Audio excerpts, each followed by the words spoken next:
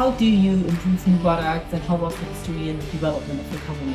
Oh, thank you. Yeah, we're very excited about IBA, and I think baking in new ways motto for IBA is very close to our hearts because we're constantly trying to innovate new products for our customers.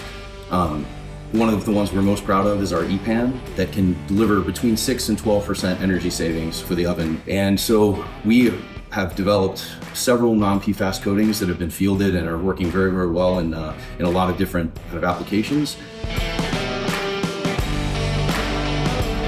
How can you make sure that you are still motivated to find new ways? Yeah, it comes down to people, really. So we are blessed. We have a tremendous team, and we really understand how the bakeries run and what they need design-wise and service-wise.